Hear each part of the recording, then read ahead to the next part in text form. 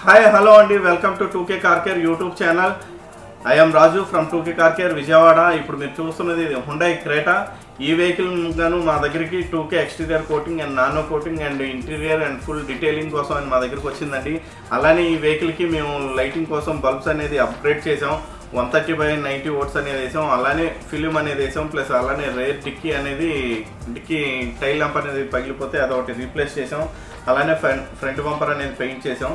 చూడొచ్చు, మీరు ఎక్కడ స్కిప్ చేయకుండా చూడండి, మీకంటూ ఒక క్లారిటీ ఉంటుంది. ఈ టైప్ ఆఫ్ వెహికల్, ఈ చిన్న డ్యామేజ్లన్నీ ఉన్న వెహికల్ ప్లస్ బాగా డస్ట్ పట్టేసి కలర్ మారిపోయిన వెహికల్ని ఏ విధంగా చేస్తాం అన్నది మీకు ఇటువంటి అవసరం ఏమైనా ఉంటే మీకు ఒక క్లారిటీ ఉంటుంది. అలానే మేము 2K ఎక్స్టీరియర్ కోటింగ్ వచ్చేసరికి అండ్ ఫుల్ డీటెయిలింగ్ వచ్చేసరికి ఏ విధంగా చేస్తామంటే ప్రతి ఎడ్జ్ టు ఎడ్జ్ కూడా మన ఈ క్రేటా ఇవన్నీ వచ్చేసరికి చుట్టూ ఫైబర్ పార్ట్స్ వస్తాయండి. ఈ ఫైబర్ పార్ట్స్ గాను మేము ఫుల్గా కెమికల్ క్లీనింగ్ అనేది చేస్తాం.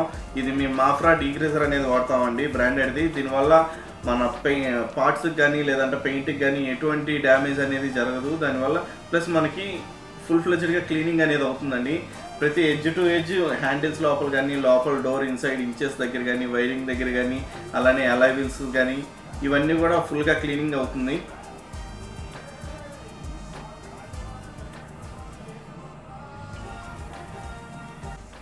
అలానే ఈ వెహికల్కి గాను లైటింగ్ అనేది అప్గ్రేడ్ చేయమన్నారు. దీనికి గాను మేము 130/90 వాట్స్ అనేది ఈచ్ బల్బ్ అనేది రెండు వైపులు అనేది చేంజ్ చేసి దీనికి వోల్టేజ్ కోసం రిలే కిట్ అనేది యాడ్ చేసామండి.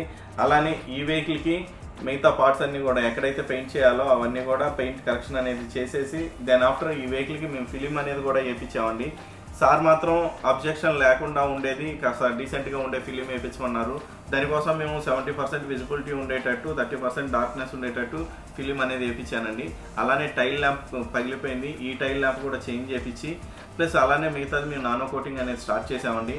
ఈ నానో కోటింగ్ గాను మేము వెహికల్ ముందంతా కూడా ఫుల్గా శాండింగ్ అనేది చేసేసుకొని 2000 పేపర్తో దాని తర్వాత మేము 6 స్టెప్ పాలిష్ కోటింగ్స్ అనేది స్టార్ట్ చేసి దాని తర్వాత మేము గ్రాఫిన్ కోటింగ్ అనేది చేసామండి.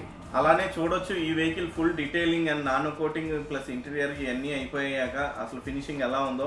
ఈ వెహికల్స్కి మాత్రం మెయిన్గా ఈ క్లాడింగ్స్ ఏవైతే ఫైబర్ పార్ట్స్ ఇచ్చారు, ఈ ఫైబర్ పార్ట్స్ అన్నీ కూడా నీట్గా క్లీన్ చేస్తే అసలు వెహికల్ లుక్ అనేదే మారుతుంది. చాలా వరకు అవన్నీ క్లీన్ చేయకుండా ఓన్లీ పెయింట్ మీద మాత్రమే చేస్తూ ఉంటారు. దానివల్ల పెద్దగా ఉపయోగం ఉండదు. మనకి అది పెయింట్ మెరిసిద్ది కానీ మిగతాదంతా కూడా ఆ ఎల్లో షేడ్ వచ్చేస్తూ ఉంటుంది. అలానే ఈ పార్ట్స్ అన్నిట్లు కూడా మనం రెగ్యులర్ వాష్ చేసేటప్పుడు డ్రెస్సర్ అనేది ఉంటుంది. ఈ డ్రెస్సర్ అనేది కూడా మనం వాషింగ్లో అడిగితే వాళ్ళు చేస్తారు. కొంతమంది మాత్రం అది చేపించుకుంటా ఉంటే మనకి అప్పటికి ఏదో డస్ట్ పట్టినట్టు ఉంటుంది, కానీ మళ్ళీ మనం క్లాత్తో చూసేసుకుంటే యాక్చువల్స్ మనకి నీట్గా ఉంటుంది. ప్లస్ అలానే మనకి డస్ట్ క్యాచ్ చేయకుండా కూడా ఉంటుంది. తర్వాత మనకి ఆ ఫస్ట్ వాష్ చేయగానే ఆ ఫీలింగ్ అనిపించింది. దానివల్ల చాలామంది వద్దు అంటారు, టైర్లకు కానీ వాటికి కానీ పెట్టొద్దు, తర్వాత డస్ట్ అంతా కనబడిద్ది అని. కానీ మరుసటి రోజు వెహికల్ తుడిచేటప్పుడు మాత్రం అది కూడా క్లీన్ చేయించేసుకొని మిగతాదంతా ఫుల్ ఫ్లెజ్డ్గా అసలు వాడుకుంటే ఆ డస్ట్ అనేది పూర్తిగా మిగతా పార్ట్స్కి పట్టుకోకుండా ప్లస్ అలానే ఈ ఫైబర్ కూడా సేఫ్గా ఉంటుంది. అదే బ్లాక్నెస్ కంటిన్యూగా ఉంటుంది.